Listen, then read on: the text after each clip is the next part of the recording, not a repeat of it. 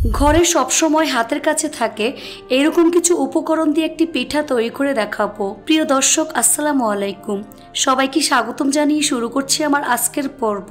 আজকে আমি আপনাদের দুধ পিঠা বা দুধ পাক্কন পিঠা তৈরি করে দেখাবো। পিঠাগুলো দেখতে যেমন সুন্দর, খেতে অসম্ভব মজার হয়। এটা এতটাই নরম তুলতুলে যে মুখে দিলেই মিশিয়ে যাবে। আশা করছি আমার আজকের এই রেসিপিটি সবার কাছে অনেক বেশি ভালো লাগবে। প্রথমে চুলে একটি ফ্রাই প্যান বসিয়ে এর মধ্যে 1.5 কাপ পরিমাণ পানি দিয়ে দিচ্ছি। দিয়ে দিচ্ছি স্বাদ মতো লবণ, 2 টেবিল চামচ পরিমাণ চিনি দিয়ে দিচ্ছি। এবার সবকিছু একসাথে খুব ভালো করে মিশিয়ে বলক আসা পর্যন্ত অপেক্ষা করব।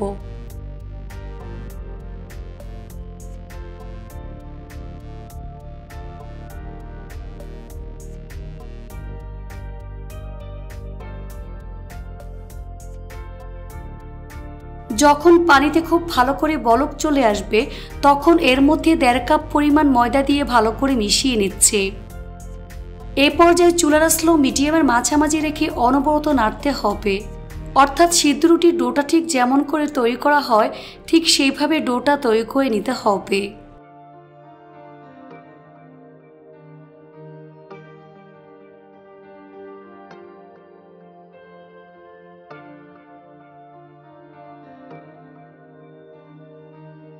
সবকিছু খুব ভালো করে মিশিয়ে নেওয়ার পর যখন দেখবেন ফ্রাই প্যানের গা ছেড়ে আসছে তখন চুলা বন্ধ করে এই ডোটাকে কিছুটা ঠান্ডা করে নেব।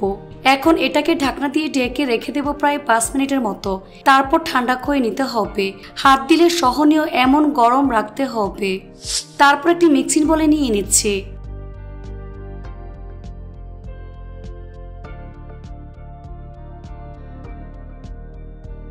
এবার ডোটাকে খুব ভালো করে মেখে নিতে হবে। বেশ কিছুক্ষণ সময় নিয়ে ডোটাকে মথে সফট করে নিতে হবে। ডোটা হাতের মধ্যে লেগে আসছে, সেজন্য 1 চা চামচ পরিমাণ ঘি দিয়ে ভালো করে মেখে নিচ্ছে।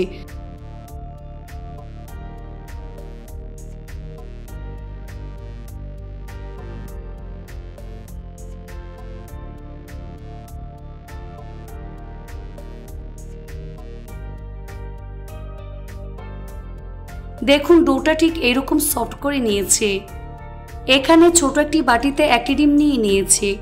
এই ডিমটাকে খুব ভালো করে ফেটিয়ে নিতে হবে যাতে করে এর মধ্যে কোনো প্রকার লাম্পস না থাকে।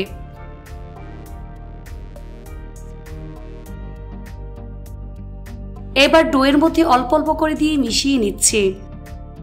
এখানে সম্পূর্ণ ডিম দেওয়া যাবে না। ডো গরম অবস্থায় ডিমটা কিন্তু দেওয়া যাবে না, তাহলে ডিমটা সিদ্ধ হয়ে যাবে।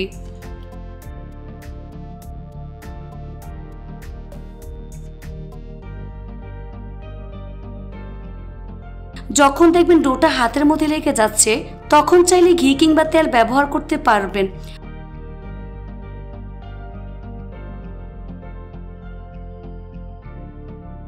বেশ কিছুক্ষণ সময় নিয়ে ডোটাকে আমি মেখে নিয়েছি। দেখুন ডোটা হাতের মধ্যে লেগে যাচ্ছে না আর কতটা সফট হয়েছে।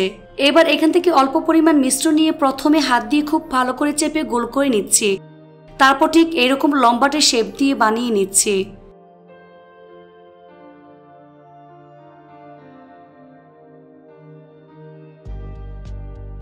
তারপর ঠিক এরকম লম্বাটে শেপ দিয়ে দিচ্ছি। দেখে হয়তো বুঝতেই পারছেন।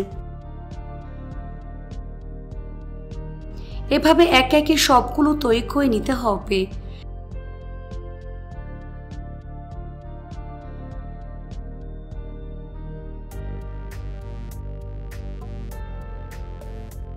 তো সবগুলো আমি লম্বাটে শেপ দিয়ে তৈরি করে নিয়েছি।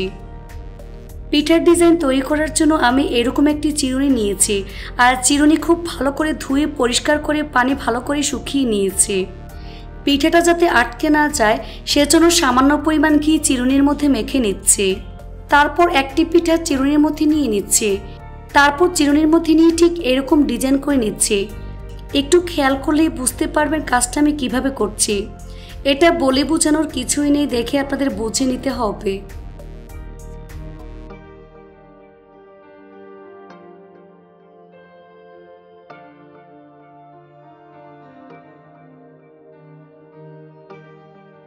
এই তো একটি তৈরি করে নিয়েছি, একইভাবে আরেকটি তৈরি করে আপনাদের দেখিয়ে দিচ্ছি।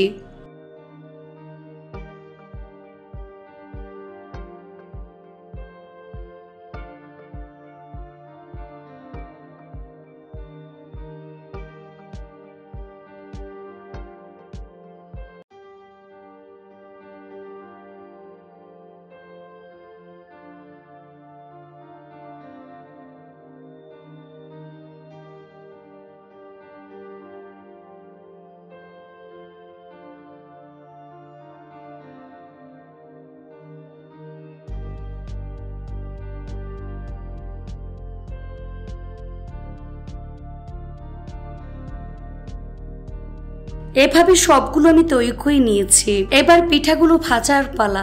চুলা একটি ফ্রাই প্যান বসিয়ে পরিমাণ মতো সয়াবিন তেল দিয়ে তেলটাকে হালকা গরম করে নিয়েছি। এবার এর মধ্যে একে একে পিঠাগুলো আমি দিয়ে দিচ্ছি।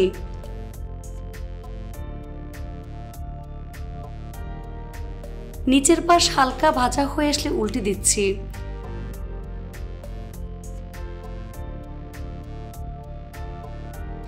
এভাবে কিছুক্ষণ পর পর উল্টে পাল্টে গোল্ডেন ব্রাউন কালার এবং ক্রিস্পি করে ভেজে নিতে হবে।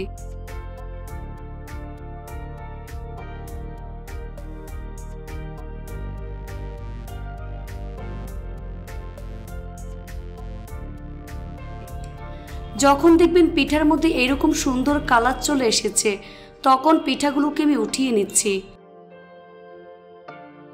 তেল ভালো করে ঝরিয়ে নিতে হবে। এবার পিঠার জন্য দুধটা রেডি করে নিতে হবে। এর জন্য চুলা একটি ফ্রাই প্যান বসিয়ে এর মধ্যে 1 লিটার পরিমাণ তরল দুধ দিয়ে দিচ্ছি। এবার চুলার আঁচ মিডিয়ামে রেখে দুধটাকে জাল করে নিতে হবে।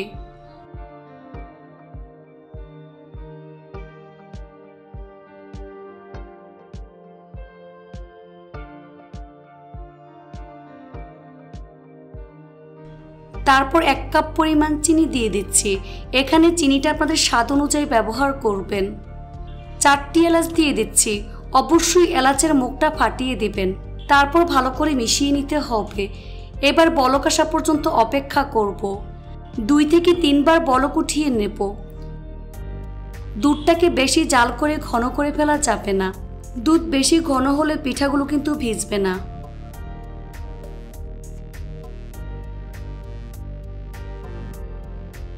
এখন চুলা বন্ধ করে দিচ্ছি। তারপর অন্য একটি প্লেটে পিঠাগুলোকে ঠিক এরকম করে সাজিয়ে নিয়েছি। দেখে হয়তো বা বুঝতেই পারছেন। এবার আগে থেকে জাল করা গরম দুধ পিঠার মধ্যে দিয়ে দিচ্ছি। দুধটা কিন্তু ঠান্ডা অবস্থায় দেওয়া যাবে না, তাহলে পিঠার মধ্যে দুধ ঢুকবে না। গরম অবস্থায় দুধ পিঠার মধ্যে দিতে হবে। তো এইভাবে যতটুকু দুধ প্রয়োজন ততটুকুই দিয়ে দিচ্ছি। তারপর ঢাকনা দিয়ে ঢেকে রেখে দিতে হবে প্রায় 5 থেকে 6 ঘন্টার মতো। তবে সারা রাত ভিজিয়ে রাখলে আরও অনেক বেশি ভালো হবে। ফিরে আসলাম 6 ঘন্টা পর। দেখুন পিঠাগুলো ভিজে ডাবল হয়ে গিয়েছে। দেখে হয়তো বুঝতেই পারছেন। এই পিঠাগুলো দেখতে যেমন সুন্দর, খেতে তার থেকে অনেক বেশি মজার হয়েছে। এই পিঠা এতটাই নরম তুলতুলে যে মুখে দিলেই মিশে যাবে। এভাবে একবার হলেও তৈরি করে দেখবেন। এটা তৈরি করে খেলেই বুঝতে পারবেন ঠিক কতটা মজার। রেসিপিটি ভালো লাগলে অবশ্যই একটি লাইক দিয়ে দিবেন। ফ্রেন্ডস অ্যান্ড ফ্যামিলির সাথে বেশি করে শেয়ার করবেন। সবাই অনেক বেশি ভালো থাকবেন। আল্লাহ হাফেজ।